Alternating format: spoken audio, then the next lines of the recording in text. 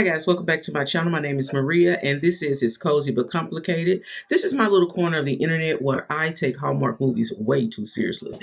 I do enjoy reviewing Hallmark movies through the eyes of work culture, emotional realism, and the fantasy of leaving your corporate job or running a lavender farm with the man who builds furniture part-time.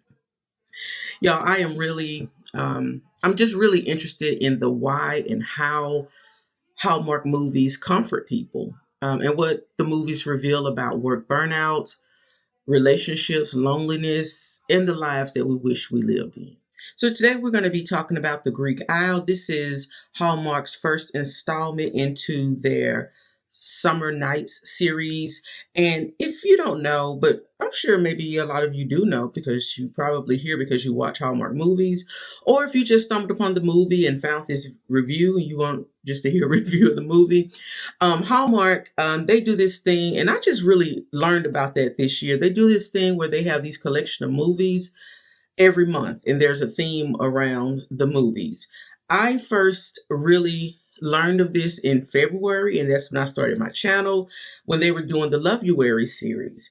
And my friend suggested that I start a channel talking about the movies because I watch Hallmark movies all the time. And I was like, okay, well, they're doing these little, collection of movies. This will be fun. And before that, they had The Winter Escape. I watched those movies, but didn't realize that, oh, they do this every month with a different theme. So I reviewed the Love You Weary series, the Spring into Love for, I think, March and April. And then May came around and they did May for Moms. And after May for Moms is when I started to really kind of get a little bit exhausted with the reviews because the movies were pretty much the same. Pretty much same plot, same beginning, same middle, same ending, just different actors, different settings, different scenarios, that type of thing. And so I have deleted all of those reviews from my channel because they were, number one, they were awful. And they really didn't show how I really felt about Hallmark movies. And so I rebranded, and because I always see something deeper when I watch these movies. And for me, I just wanted to look at, how the movies relates to other things that are going on in the movie. Like I always look at what are the leads doing for a living and how does that work affect them emotionally? Because they always show up, they're efficient, they're productive, they are successful on paper, but they always feel like they're emotionally depleted because there's always something going on. At the beginning of all these movies, there's a problem to be solved. There's a business that needs to be saved. There's money that needs to be made. There's someone who needs an escape, someone who needs a community. There's something. And then, of course, Hallmark pushes us into the fantasy of that escape. So, and that's what I wanted to really do, base my reviews on. Instead of just trying to do straight reviews telling you what happened and what the chemistry level was between the two leads, although that is important, that is something that resonates with me as well, but it went a little bit deeper. It's a little bit more complicated. So the movie removes them from that stressful life and places them into a more slower environment where people cook together, they talk to each other, they fall in love, and they get a chance to exist as humans. And that's exactly what the Greek Isle is doing. Greece becomes more than just a pretty backdrop. It becomes a fantasy of emotional abundance, a life where things are slower, where people talk to each other, they cook together, they fall in love, and they can exist as human beings. And I think that's the real reason people watch these movies. At least for me, that's why I watch these movies. Not because I feel like the romance is going to happen to me, but because I want to believe that a softer life still might. So let's talk about the leading lady in this movie. Now we have Nikki DeLoach. Her name is Georgia in this movie. And we know that Nikki DeLoach has been in a lot of Hallmark movies. She is a Hallmark staple, and she usually does a pretty good job. When I see her, she's very familiar, and I know that I'm going to enjoy the movie. And for the most part, I did enjoy her role in this movie, for the most part, but I got some thoughts. The movie tells us immediately who Georgia is she's a single woman who has escaped corporate burnout, but never really escaped the corporate burnout mindset. So she started a new company, a startup business with her best friend Rose. She's efficient, she's hyper focused, she's emotionally compressed, but constantly stressed. She's so stressed that even her personal life is being neglected. She can't even open her mail, read her mail, because we see in one of the opening scenes that she has this pile of unopened mail. She hands it off to Rose to read to her, to open the mail for her. And one of the packages in this stack is a letter explaining to her that she has inherited a house in Greece. Now, she knew, so her aunt had passed. She knew about the aunt's passing. She knew about the inheritance. But they have been trying to contact her, they said, for at least a year to get her to come and claim this inheritance. But she's just been pushing it off because she's just so busy. You know, she's an entrepreneur, y'all. She's just so busy. And the letter says that, you know what, if you don't come claim this in the next few days, then you're going to forfeit the inheritance. She starts processing things transactionally. Like, she starts thinking about, well, okay, I can take care of this with an email. Maybe it's somebody I can email to claim this, or maybe I can get on a Zoom call to claim this. And then if I can just get the money, get the house, sell the house, and we can pour the money back into the business because they have taken out, her and Rose have taken out loans, and those loan payments are coming due. And they've, been working, trying to get a hold of some really big clients, and that's been a problem as well. So they have the problem of the loan payments. They have the problem of finding a really good client for their business. Well, she reaches out to whoever she reaches out to, an attorney or someone. They said, no, babe, you got to come over here to Greece. You have to come to Greece and claim this property. So she's like, oh, doubt. So it is a big inconvenience. So nothing about this whole, my aunt passing, nothing about this is emotional. It's all just that burnout brain. Everything becomes transactional. So she flies over to Greece, and when she gets to Greece, she hits the ground running. She carries that same manic energy. Okay, I got to get there. She gets to the house, and she finds Alex is there. And we find out that the Aunt Margaret, that's her name, she has also left this beautiful home. Y'all, it is a beautiful house overlooking the ocean, the Mediterranean Sea, I guess that's what it is. It is absolutely beautiful. Hallmark definitely gives us beautiful real estate. And she meets Alex, and we find out that the Aunt Margaret has also left part of the house to Alex. So she has a co-inheritor. They meet with an attorney, and the attorney reveals to them that, okay, well, Georgia, because you're not a Greek citizen, it's going to take you at least 60 days to claim this house. She's like, I don't have 60 days, y'all. I got stuff to do. I got a loan to pay off. I need to gain control of this house so I can sell it. But then Alex is like, well, I own part of the house too. And she's like, well, can you buy me out of the house? And the attorney tells them, it's still going to take some time. And she said, but there is one loophole. There is one loophole. And that loophole is for you guys to get married. And as a married couple, it will only take you 30 days to claim the inheritance. Well, George is like, okay, let's do it. But Alex is more, hold up, wait a minute. Because to Alex, relationships, it's not about logistics. It's not about business.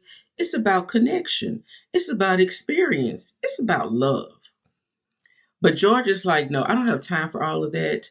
The quicker we can get this taken care of, if you can buy me out of the house. Because Alex is like, well, I probably have enough money saved up where I can, buy you out of the house. So she's like, well, let's get it done. So let's talk about Alex. Alex is the leading man in this movie. And when she meets him, he feels like the complete opposite of Georgia. He's calm, he's warm, he's emotionally available, he's community oriented. His job is a police officer in a town. So they're on the island of Corfu. I hope I'm saying that right.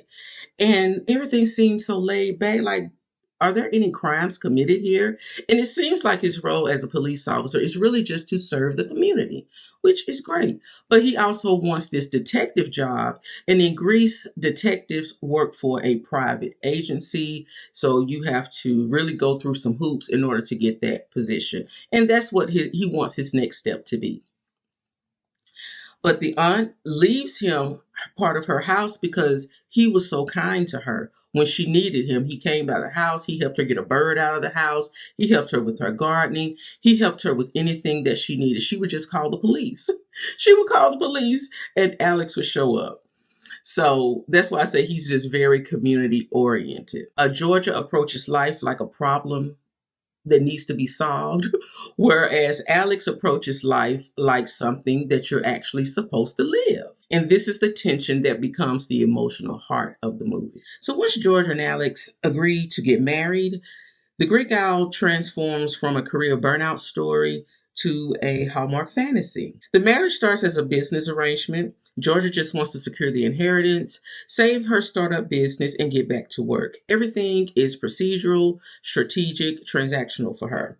But then the island completely swallows up their logic. Alex's mother, so this wedding was supposed to be secret, only between Alex, Georgia, and his mother. But his mother, she's a community person too, so she has a big mouth. She wouldn't told everybody. Alex's mother, she throws this big wedding reception where the whole community shows up with food, dancing, and gifts. Nobody creates the marriage like it's something secret or it's just paperwork. But the people in Corfu, they still know how to gather and how to care for one another. And I really did enjoy that. And then there's Alex himself. Again, we know that he's attractive, but the real fantasy is that he's emotionally available, emotionally intelligent. As is most Hallmark men, I think they do have an emotional intelligence. He cooks, he helps people. He moves through life slowly and intentionally. Underneath all of this romance and all of this beauty of Greece, what if the life that George is desperately trying to save and get back to is actually the thing that is draining the life out of her? So guys, one thing I did like about this movie is how it explores the difference between exhausting work and meaningful work. And this is through George's relationship with Alex's mother. Now, when she gets to Greece, when she first touched down, she goes to this restaurant and it's Alex's mother, and she immediately recognizes his mother. Now, Georgia I guess she lived with her aunt and went to school, studied here for her education 20 years ago. So it's been 20 years since she had visited this island. So she does have history here outside of her aunt. And when she goes up to Alex's mother, at first the mom didn't really recognize her. She greeted her, welcomed her into the restaurant.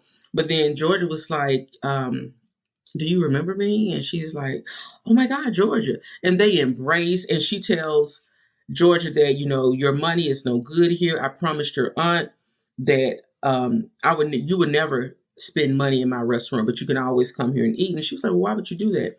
And she was like, because your aunt gave me this painting. And it was a beautiful painting, y'all, of a part of the island that has a canal or something that you can swim in.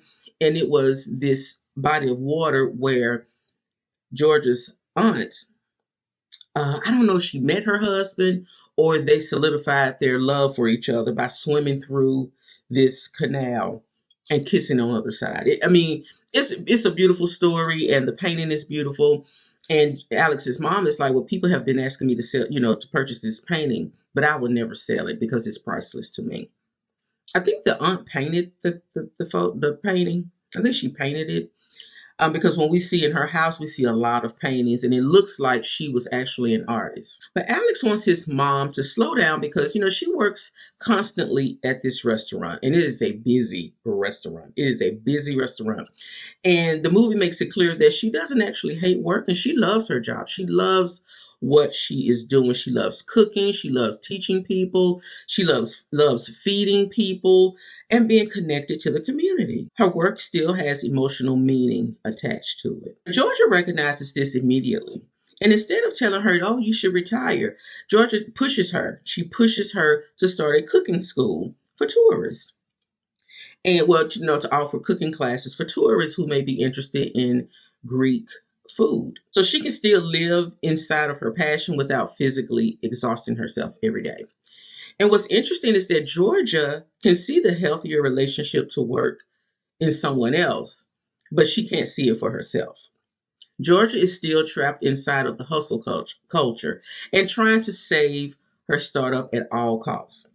But with Alex's mother, she suddenly understands that work doesn't have to consume your entire life in order for it to be meaningful. And I think that's one of the biggest fantasies inside of the movie, because it's the idea that work can actually be connected to joy, community, creativity, and care instead of just a means to survive. So one part of the movie that kind of irked me a little bit, that irritated me, and it almost made me stop liking Georgia. I was getting irritated with this lady because it's really her relationship with Alex and how she slowly starts to push him toward this hustle culture because she knows he wants this detective position, but she's pushing him to do more without even realizing it. He's already content with his life. He enjoys his life. Yes, there's something else that he desires in this detective position, but he's okay going through the steps and being patient and waiting to see if it will happen. He works as a police officer. He enjoys his days walking out in the community with his friend and co-worker. I can't remember the guy's name, but it's another guy. They look almost alike. But he moves through life slowly. But Georgia keeps encouraging Alex to go harder after this detective position with the private agency because in her mind, ambition equals security and success. And that's what she wants for Alex. But I'm not even sure Alex really wants it for himself. Georgia has been trained to believe, just like all of us, that if you're not constantly advancing, getting promoted, or chasing the next opportunity, then you're falling behind. When she looks at Alex, she sees untapped potential. She sees that nature of falling behind. But Alex doesn't necessarily feel incomplete the way Georgia does. But meanwhile, Alex already understands something that Georgia hasn't fully learned yet. It's that a meaningful life and a successful life can be two different things. So now we move into a situation where ambition and honesty meet. You see Alex and Georgia out shopping in these cute little streets in Greece or Corfu. And Alex is like, oh my God, there he is. They see the guy again. And this time he's out shopping with his wife. And Alex is like, well, I'm not going to bother him. He's out shopping with his wife. I don't want to, bother him.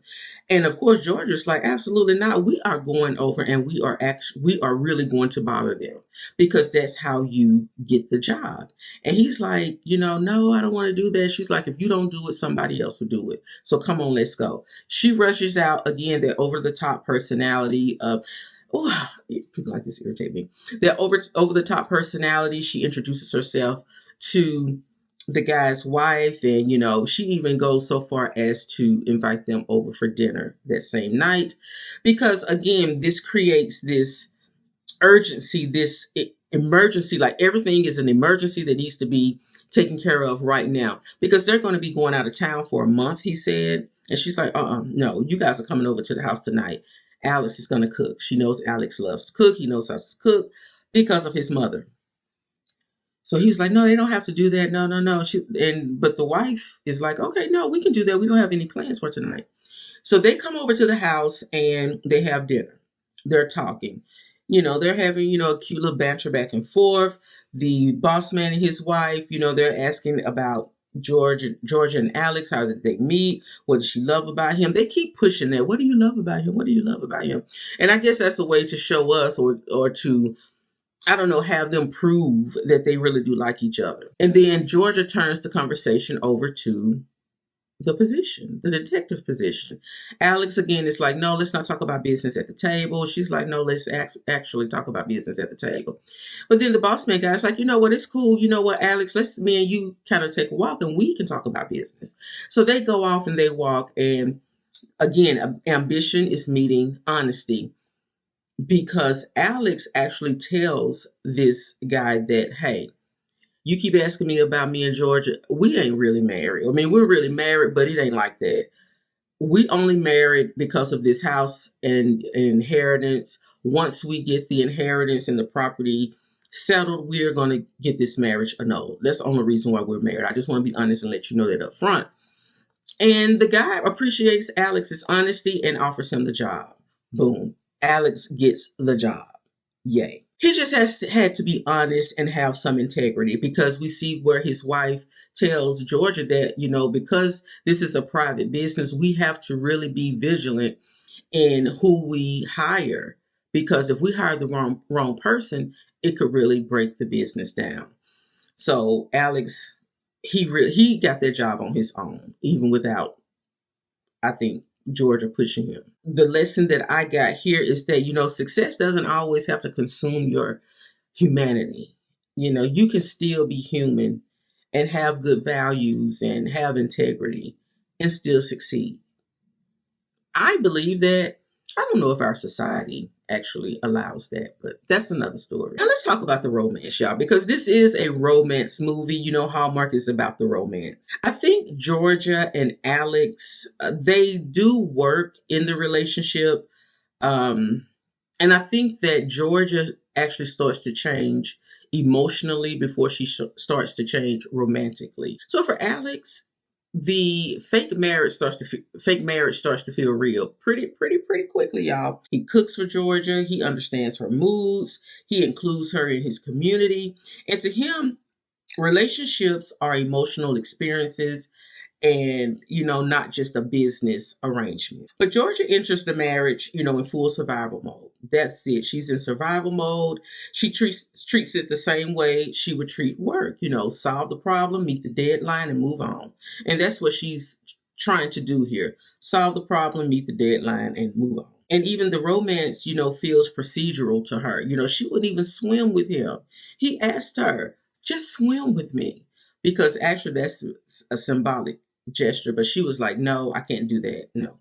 Mm-mm. She wouldn't do it. Even though she had a cute little bathing suit on, she wouldn't do it. The longer she stays in Greece, the harder it becomes to remain emotionally detached, from Alex, from the surroundings, from the community. Because, Alex, he keeps introducing her to these little forms of care. Oh, I love it. These little forms of romance that's clearly been missing in her life. He introduces her to shared meals, slow conversations, community, being emotionally noticed. And I think that's what really changes Georgia. She didn't plan not to fall in love. She just accidentally started feeling alive again. I also really let's talk about Rose, because she becomes the voice of the life Georgia is slowly trying to drift away from. At first, Rose is fully supportive of Georgia going over to Greece. Like, she tells her, yeah, go over there, do what you need to do, sell the house, whatever. I'm going to hold it down over here with the business, but you're going to come back, right? But the more Georgia talks about Alex, the island, the cooking school idea, and this slower way of living, Rose starts to realize something important. That Georgia seems happier. She's more creative. She seems more free. I guess that realization starts to scare her, because she was like, I'm worried, are you going to come back? What's going to happen to our business? Because while you gave up a lot to start this business, I gave up a lot too. And there's this subtle tension where Rose notices that Georgia's creativity, like I said, is finally opening back up again. Georgia starts having ideas, connecting with people, feeling emotionally engaged in life again. But all of that growth is happening away from the office, away from the startup, away from the business that she sacrificed so much, to build. So Rose asked the question, what are you going to do? Are you going to come back, or are you going to stay over in Corfu? Because the movie suggests that Georgia's burnout didn't just affect her emotionally, it affected her imagination. It affected her creatively, her ability to feel inspired, her ability to actually enjoy her own life. Y'all, and that's how I feel. I do. I feel like my day-to-day is burning me out.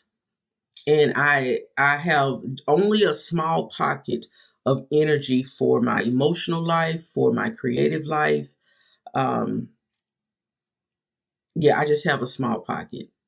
And but this is not about me. This is about Georgia. So let's keep moving. So in Greece, she starts becoming more creative, more emotionally open, more human again. But the uncomfortable implication is that the life she built back home may have been the thing that was suppressing those parts of her all along. And I think Rose senses all of this before Georgia admits it to herself. So as we move to the ending of the movie, the ending of the Greek Isle is actually really beautiful because it's not just about Georgia choosing Alex, it's about Georgia recovering herself. There's this important moment where she finds these old letters that she wrote to her aunt over 20 years ago, and they remind her of who she used to be before life took over for her. A version of herself that was freer, that was more spontaneous, that was more willing to leap before looking. Then the movie does something that I really love. So the land registry guy, he comes by the house. Alex is not there. Now, I don't know if I said Georgia does not speak Greek at all. She doesn't understand it. And usually Alex will have to interpret for her. But the land registry guy comes by the house one day. Alex is not there. Actually, Alex is not there because he and Georgia had an argument because he wants her to, well, he confessed his love for her. And that's when he wanted her to swim with him through this symbolic canal or what have you. And she's like, no, I can't. And she couldn't tell him that she loved him. So they had a little tiff. So she's back at the house. The land registry guy comes by and he speaks English, but he tells her, I'm going to go ahead and sign the land registry. You guys now have full possession of the house. And she's like, wait, don't you need to ask me some questions? Don't you got to take me through, a maze of me proving that myself and Alex are really deeply in love and that our marriage is legit? And the guy was like, no, I've seen you guys throughout the island. I was at your celebration. I know that you guys love each other. I just know it. So at this point, y'all, everything is technically solved. Georgia can save her business because Alex is going to buy her out of her portion of the inheritance. So he gets the house, he gets a detective job, and he and his cat, Cassandra, can live out happily ever after. But he tells her, I know I have the job. I have my cat, but I want you. I want you. And she's like, I don't know. She's still on the fence. But Georgia, she calls Rose and she talks to Rose and she, lets Rose know, hey, I think I'm really falling for Alex. And I think I want to work remotely. And, George is like, okay, whatever, cool. I'm not going to fight you on this because I already know I want you to be all in on this business. And I know you can't be all in if you can't be all you. So that was an important line in the movie. She tells Rose, I think I can still, make the company, the business successful, even if I'm not physically there. Rose is like, okay, cool. And that's a breakthrough for Georgia. Georgia realizes that she doesn't have to choose work between work and herself anymore. She can work remotely from Corfu. The company is stable because they did get a big client. Rose lets her know, hey, we got whatever the contract is, they got it. But more importantly, I think Georgia finally understands that success means nothing if your life is disconnected. It's disconnecting you from your own, your own spirit, your own desires. And that final swim with Alex. So she goes back, she does this symbolic swim with Alex. And it matters because throughout the movie, the water represents, I don't know if y'all saw that water. That water looked like it was inviting you and enticing you, but at the same time, it looked very dangerous and aggressive because those waves were waving. They were waving, y'all. And I was like, oh my God, they're going to swim in that. But to me, the water symbolized, I'm looking at my notes, y'all. So the water symbolized surrender, softness, trust, because she said, what if this happens? He's like, I'll be there for you. She's, well, what if that happens? Then we'll just deal with it together. So it represents patience. And Georgia, she kept resisting it the same way she resisted slowing down. But I'm so happy that she finally gave in. So she finally stops treating life like is something to survive and starts allowing herself to actually live it. So, guys, here are my final thoughts about the Greek Isle. Honestly, my initial experience while watching it, I was like, oh my God, this is going to be just another same old, same old. And actually, my friend was asking me, he was like, well, so what is this movie about? I was like, oh, it's about this lady. She inherited a house. Her aunt died. And when she gets there, she sees that the aunt also left part of the house to one of her friends. At the time, I thought it was a neighbor. I was like, you know, a neighbor. He was like, oh, never mind. Let me guess. She did that to kind of push them two together. I was like, yeah, that's pretty. He said, yeah, I already know. So, that's pretty much what the movie was about. I think Aunt Margaret did this because she wanted to push Alex and Georgia together because she remembers their little fling they had 20 years ago. And I don't know if it was a fling, but she knew that, I don't know, that maybe Georgia could benefit for having somebody like Alex in her life. And she just put them together through inheritance. I will say one thing about the Greek Isle and I think it did really, really well. And that's balancing all of these deeper themes with charm and humor. A lot of the funniest moments come from Georgia because she spends most of the movie reacting to Greece like a woman who hasn't rested in over 20 years. Watching her try to control situations that absolutely refuse to be controlled was actually kind of funny. It's just visually, it is a beautiful movie, and that's what kind of draws you in. The pretty colors, everything is soft and light, just really pretty. And I've never been to Greece, y'all, but I do enjoy Mediterranean food. I do. Every meal they showed looked like it was prepared by someone who was trying to heal your childhood trauma.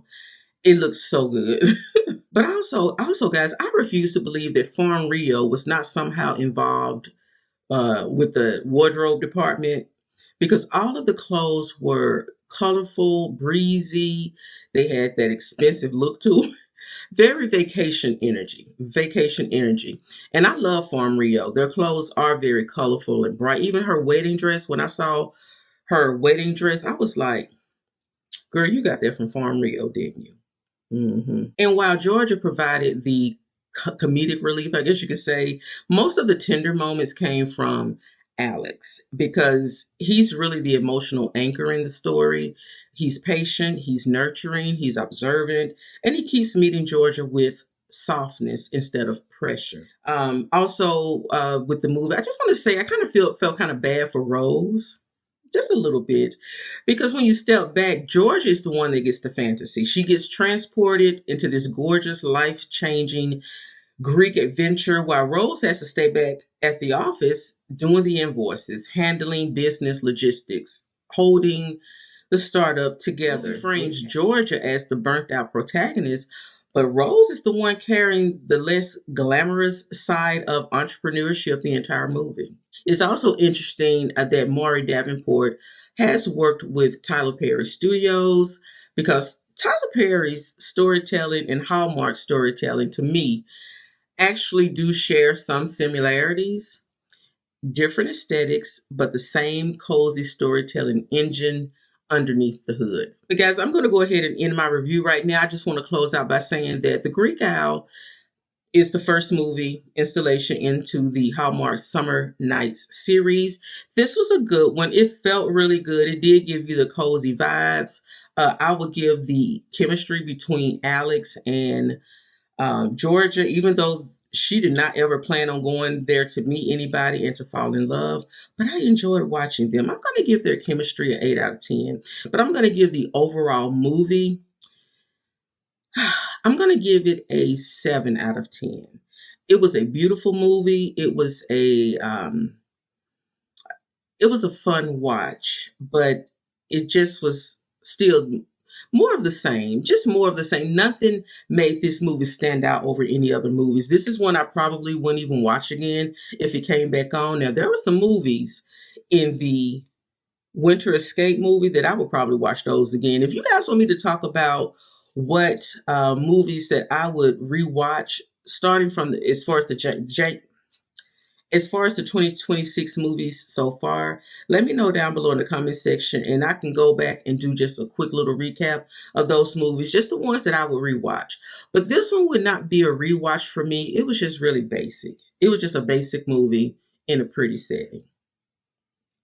But I'm glad Georgia found her way out of this work burnout culture, and she found a way to better live her life and enjoy her life and walk inside of her passions.